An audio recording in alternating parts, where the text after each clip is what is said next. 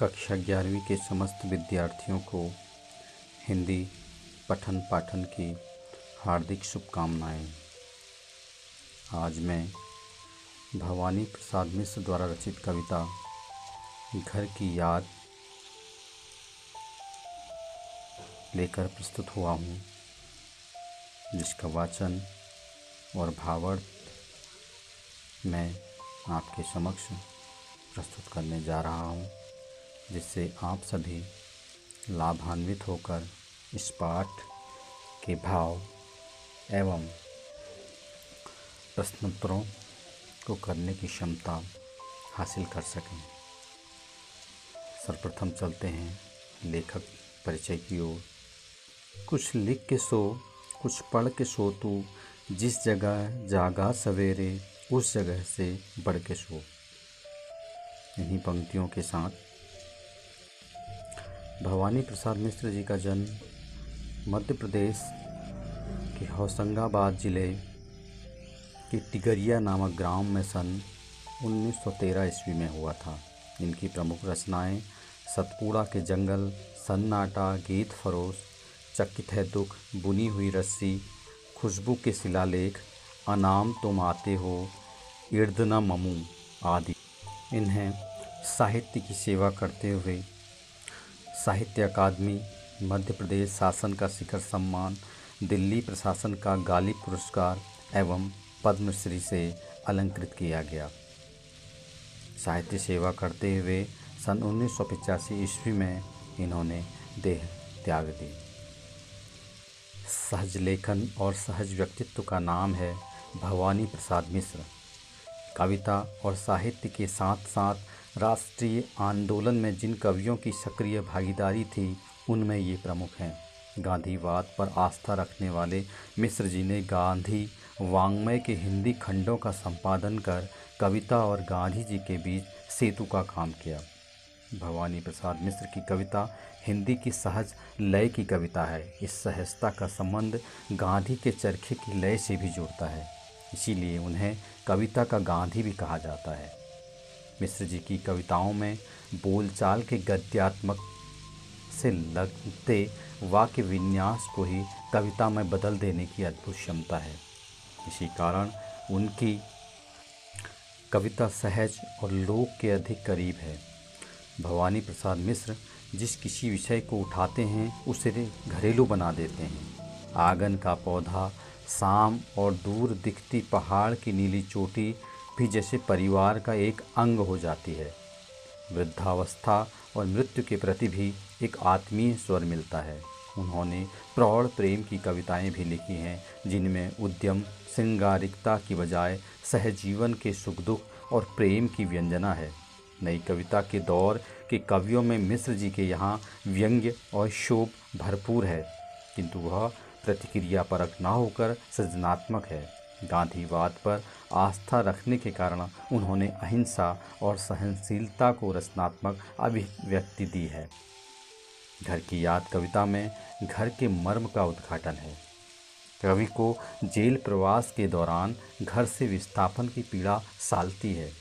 कवि के स्मृति संसार में उसके परिजन एक एक कर शामिल होते चले जाते हैं। घर की अवधारणा की सार्थक और मार्मिक याद कविता की केंद्रीय संवेदना है। शब्द ज्ञान बढ़ाने हेतु कुछ शब्दार्थों पर दृष्टि डालते हैं। नज़र में तिर रहा है, आँखों में तैर रहा है, पूर है जो वह घर जो परिपूर्ण है, यानी खुशियों से भरा पूरा है। परिताप अत्यधिक दुख, नवनीत मक्खन, हेते गौड़ हीन लीक परंपरा। चलते हैं कविता वाचन की ओर। हिंदी साहित्य के पठन पाठन में वाचन का बहुत अधिक महत्व है, अतः हमें ध्यान से इस कविता का सुर लय ताल आरोह अवरोह के साथ वाचन करना है। आज पानी गिर रहा है, बहुत पानी गिर रहा है, रात भर गिरता रहा है, प्राण मन गिरता रहा है। बहुत पानी गिर रहा है, घर नज़र में तिर रहा है, घर की मुझसे दूर है जो, घर खुशी का पूर है जो। घर की घर में चार भाई, मायके में बहन आई बाप के घर, हाय रे परिताप के घर। घर की घर में सब जुड़े हैं, सब कितने कब जुड़े हैं, चार भाई चार बहनें, भुजा भाई प्यार बहनें। और माँ बिन पढ़ी मेरी, दुख में वह गड़ी मेरी, माँ की जिसकी गोद में सिर रख लिया तो दुख नहीं फिर।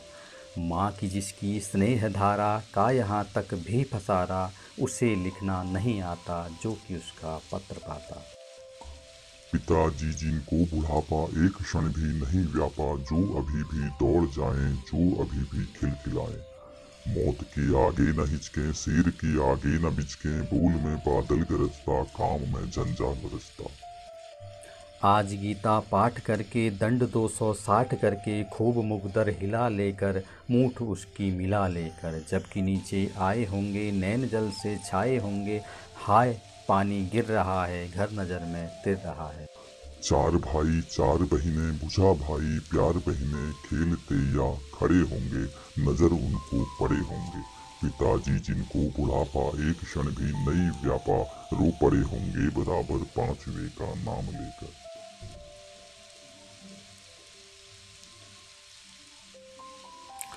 पांचवा मैं हूँ अभागा, जिसे सोने पर सुहागा, पिताजी कहते रहे हैं, प्यार में बहते रहे हैं।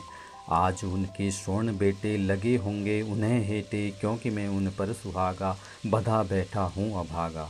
और माँ ने कहा होगा दुख कितना बहा होगा, आँख में किस लिए पानी, वहाँ अच्छा है भवानी। वह तुम्हारा मन समझकर और अपनापन समझकर गया है, सो ठीक ही है, यह तुम्हारी लीक ही है। पाँव जो पीछे हटाता, कोख को मेरी लजाता, इस तरह हो न कच्चे, रो पड़ेंगे और बच्चे। पिताजी ने कहा होगा हाय कितना सहा होगा, कहाँ मैं रोता कहाँ हूँ, धीर में खोता कहाँ हूँ। हे सजीले हरे सावन, हे कि मेरे पुण्य पावन, तुम बरस लो वे न बरसें, पाँचवे को वे न तरसें। मैं मज़े में हूँ है, घर नहीं हूँ बस यही है, किंतु यह बस बड़ा बस है, इसी बस से सब विरस है। किंतु उनसे यह न कहना उन्हें देते धीर रहना, उन्हें कहना लिख रहा हूँ, उन्हें कहना पढ़ रहा हूँ। काम करता हूँ कि कहना, नाम करता हूँ कि कहना, चाहते हैं लोग कहना, मत करो कुछ शोक कहना। और कहना मस्त हूँ मैं, काटने में व्यस्त हूँ मैं, वजन 70 शेर मेरा और भोजन ढेर मेरा। कूदता हूँ खेलता हूँ, दुख डटकर ढेलता हूँ, और कहना मस्त हूँ मैं, यह न कहना अस्त हूँ मैं।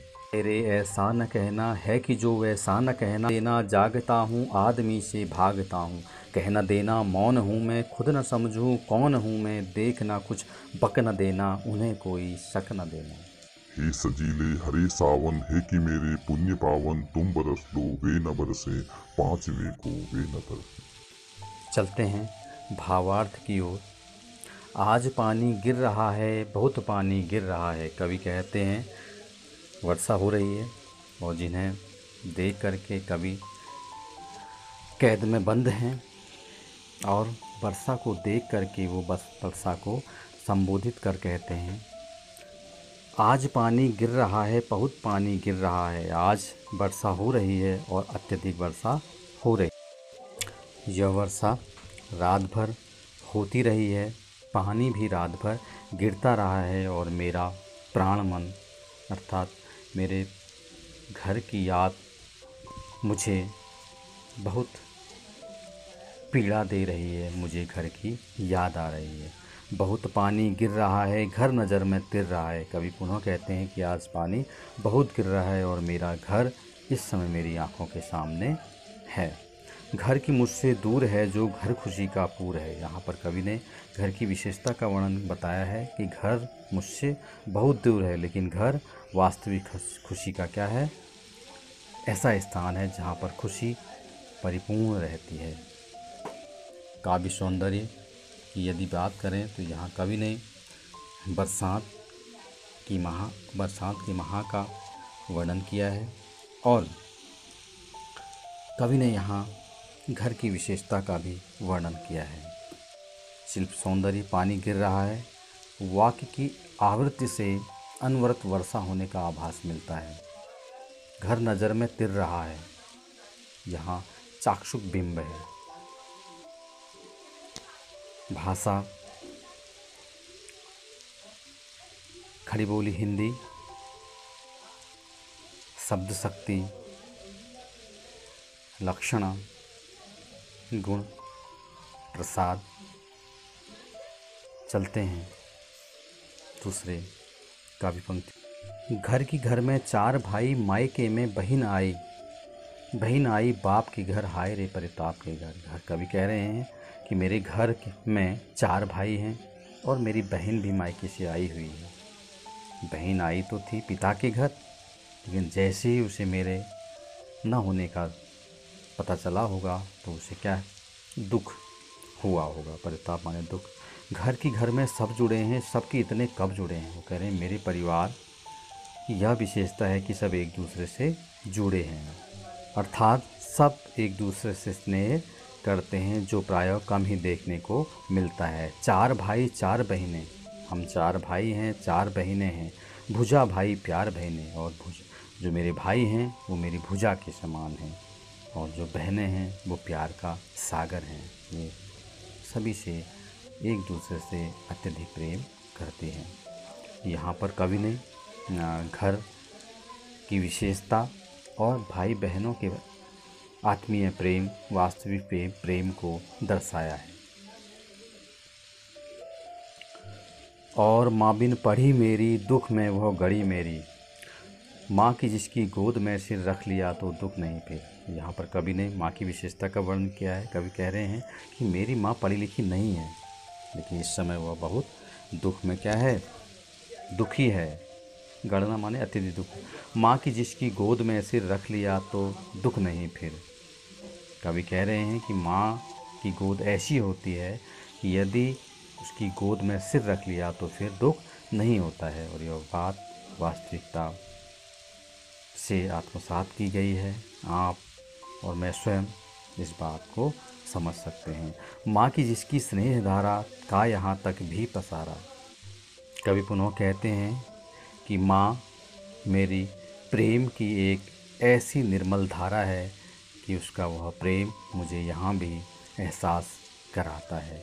उसे लिखना नहीं आता जो कि उसका पत्र पाता। मुझे उसका पत्र ज़रूर आता, लेकिन उसे लिखना नहीं आता है, इस कारण वह पत्र नहीं भेज सकती है। यहाँ पर कवि ने माँ की विशेषताओं का वर्णन कर कवि की वास्तविक हार्दिक पीड़ा का वर्णन किया है। पिताजी जिनको बुढ़ापा एक क्षण भी नहीं व्यापा, जो अभी भी दौड़ जाएं, जो अभी भी खिलखिलाएं। इन पंक्तियों में कवि ने अपने पिताजी की विशेषताओं का वर्णन किया है। कवि कह रहे हैं कि पिताजी बूढ़े हैं, लेकिन उनको कभी बुढ़ापा व्यापा ही नहीं है, यानी कि वह महसूस ही नहीं करते कि मैं बूढ़ा हो गया हूँ। जो अभी भी दौड़ जाएं, जो अभी भी खिलखिलाएं, वे अभी भी दौड़ जाते हैं, अर्थात हर कार्य को करने में सक्षम हैं और प्रसन्नचित्त रहते हैं। मौत के आगे न हिचकें, शेर के आगे न बिचकें। और वे कभी भी क्या है, मौत से उन्हें किसी भी प्रकार का भय नहीं रहता है। शेर के आगे न बिचकें, वे इतने निडर और साहसी हैं कि अभी भी शेर से मुकाबला करने में कोई संकोच नहीं करते। बोल में बादल गरजता, काम में झंझाल रचता।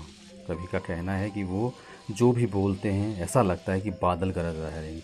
की आवाज़ अभी भी बुलंद है। काम में झंझाल रचता, और काम से झंझा माने तूफान भी उनसे क्या है, शर्माता है। जिस काम की ठान लेते हैं उस काम को ही कर रहते हैं। आज गीता पाठ करके, दंड 260 करके, खूब मुगदर हिला लेकर, मूठ उनकी मिला लेकर।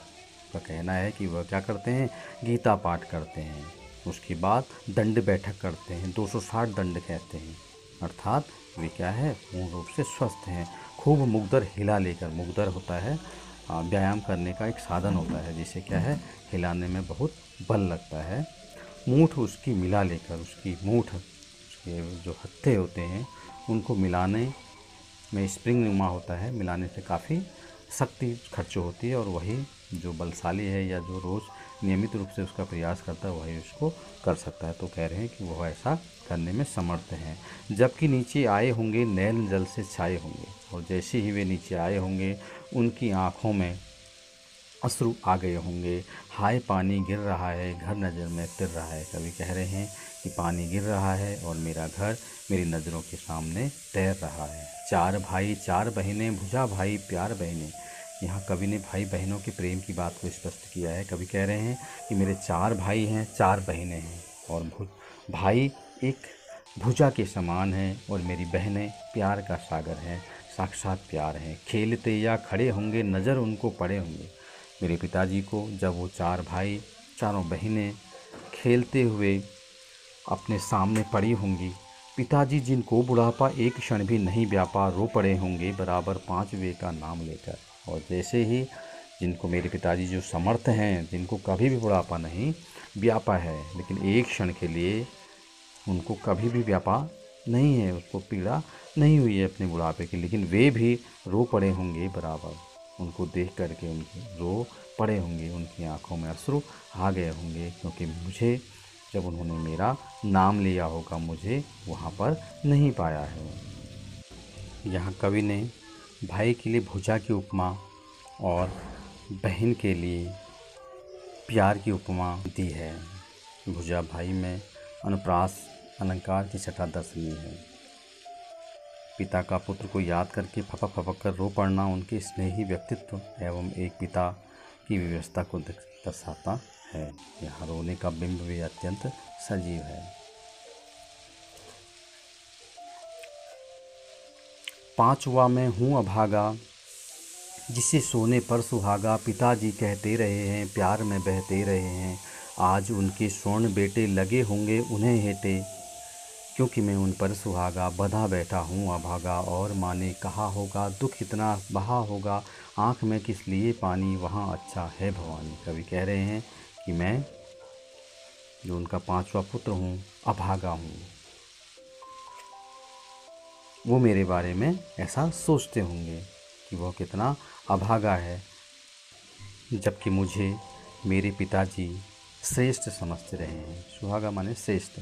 पिताजी कहते रहे हैं, प्यार में बहते रहे हैं। इस बात को हमेशा पिताजी कहते हैं कि मेरा यह बेटा श्रेष्ठ है और हमेशा इस प्रकार से मुझे प्यार करते रहे हैं। आज उनके स्वर्ण बेटे लगे होंगे उन्हें हेटे।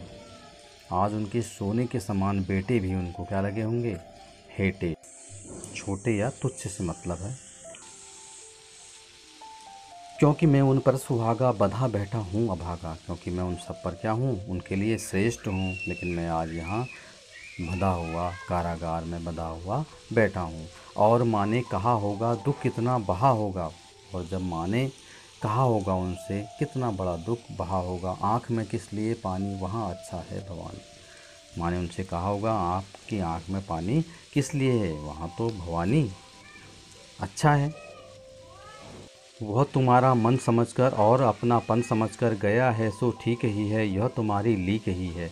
पाँव जो ही पीछे हटा था, कोख को मेरी ल जाता, इस तरह हो न कच्चे, रो पड़ेंगे और बच्चे। माँ समझा रही है पिता को, वो कह रही है कि वह तुम्हारा मन समझकर, कि तुम्हारा यही मन है कि मैं ऐसे कार्यों को ही करूं, और अपनापन समझकर, अपना कर्तव्य समझकर कि मेरे पिता की यह इच्छा है तो मुझे इसको पूर्ण करना चाहिए। गया है सो ठीक ही है, यदि वहाँ गया है तो उसने ठीक ही किया है। यह तुम्हारी लीक ही है, क्योंकि तुम्हारी परंपरा ही यही रही है कि तुमने भी देश की सेवा में योगदान दिया है, वह भी योगदान दे रहा है। पाँव जो पीछे हटाता, कोख को मेरी ल जाता, यदि वह इन कार्य से पीछे हटता तो मेरी जो कोख है उसको क्या करता, लज्जाशील कर देता। इस तरह हो न कच्चे, रो पड़ेंगे और बच्चे। अतः आपको इस तरह कच्चा होने की ज़रूरत नहीं है, नहीं तो और बच्चे किस प्रकार से संभल पाएंगे यदि आप ही इस प्रकार से विचलित होंगे।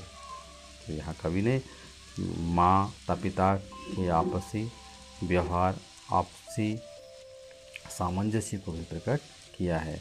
पिताजी ने कहा होगा, हाय कितना सहा होगा, हाय मैं रोता कहाँ हूँ, धीर में खोता कहाँ हूँ। पिताजी ने भी कहा होगा, हाय कितना कहा सहा होगा, कितना सहते हुए ऐसा कहा होगा, कहाँ मैं रोता कहाँ हूँ, कि मैं रोता कहाँ हूँ, मैं अपना धैर्य नहीं खोता हूँ, धीर नहीं खोता हूँ। हे सजीले हरे सावन, हे कि मेरे पुण्य पावन, तुम बरस लो वे न बरसे, पाँच वे न तरसे। यहाँ कवि ने संबोधन किया हुआ है, मानवीकरण अलंकार का प्रयोग है सावन के लिए।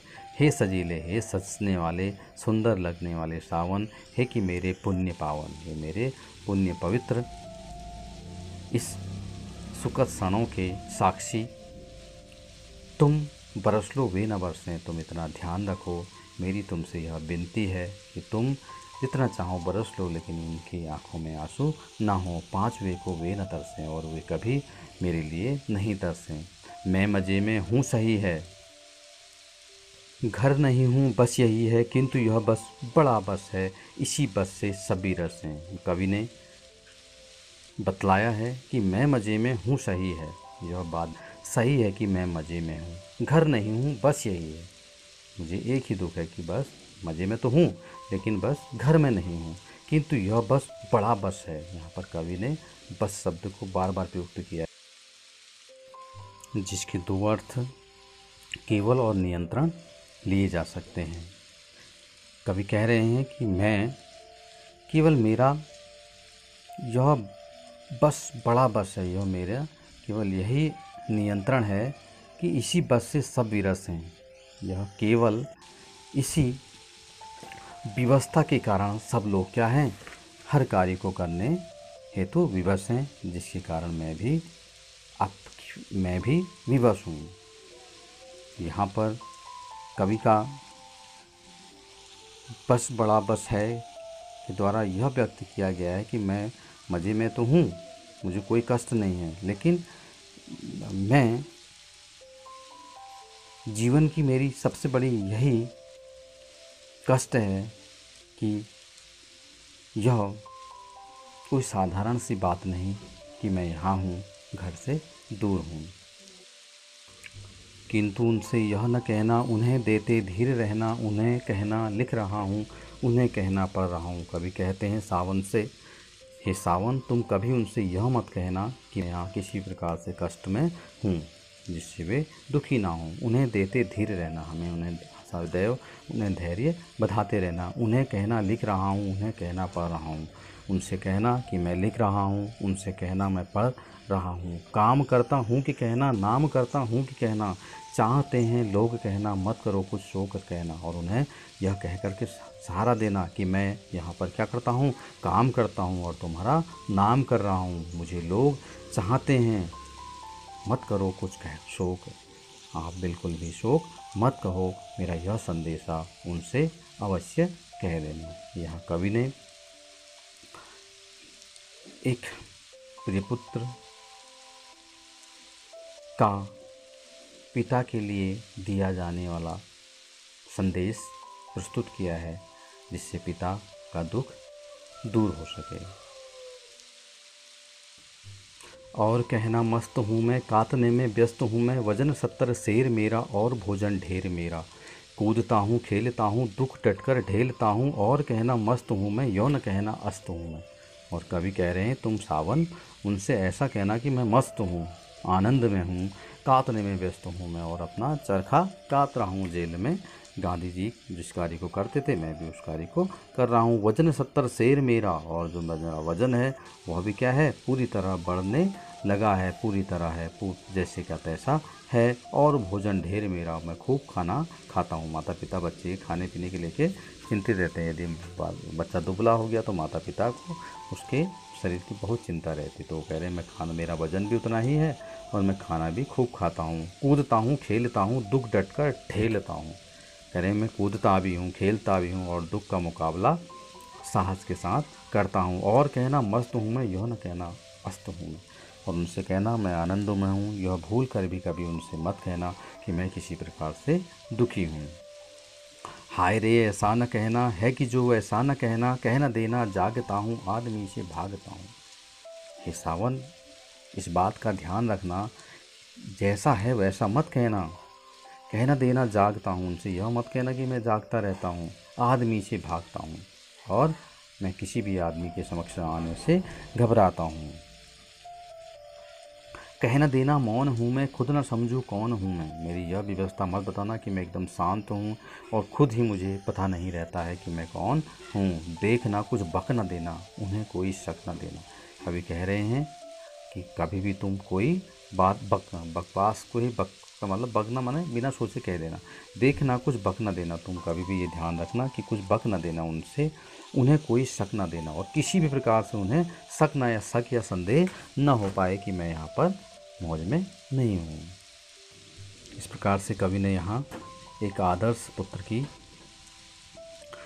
बात को स्पष्ट किया है कि प्रत्येक पुत्र को अपने माता पिता दुख और पीड़ा का एहसास होता है कि मैं ऐसे कार्यों को न करूं जिनसे मेरे पिता को दुख हो।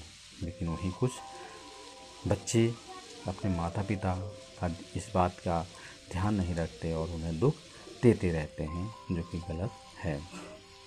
हे सजीले हरे सावन, हे कि मेरे पुण्य पावन, तुम बरस लो वे न बरसें, पाँच वे को वे न तरसें। हे मेरे हरे भरे सुंदर सावन, हे मेरे पवित्र और पुण्य कर्मा मित्र, तुम चाहे जितना बरस लो, जितनी इच्छा करे उतना पानी गिरा लो, पर ऐसा कुछ मत करना जिससे मेरे पिताजी को मेरी याद आ जाए, वे मेरी याद करके रोने लगे और अपने पांचवें पुत्र के वियोग में तरसने लगे। यहाँ कवि ने सावन के लिए सजीला, हरा, पुण्य, पावन आदि विशेषण के द्वारा पिता के स्नेह और सावन के महत्व के लिए वातावरण सृजन को प्रदर्शित किया है। कवि अपने पिता को लेकर अत्यंत भावुक और संवेदनशील है। कवि की पितृभक्ति अनुकरणीय है। आदमी से भागता हूँ मैं कवि की मानसिक पीड़ा की मार्मिक अभिव्यक्ति है कि मैं किसी के सामने भी जाना नहीं चाहता हूँ, मैं केवल स्वतंत्रता के लिए ही सोचता रहता हूँ। बक और शक शब्दों का प्रयोग द्रष्टव्य है। छोटे छोटे वाक्यों और तुकों के सटीक प्रयोग से कविता में आकर्षण आ गया है। कविता की शैली में सादगी प्रभावित हो रही है। आशा करता हूँ कि इन पंक्तियों के भावार्थ आपकी समझ में आ गए होंगे और आप इनका भावाभिव्यक्ति और भावार्थ लिखने में समर्थ हो गए होंगे। इसी आशा से एक बार पुनः आपका धन्यवाद।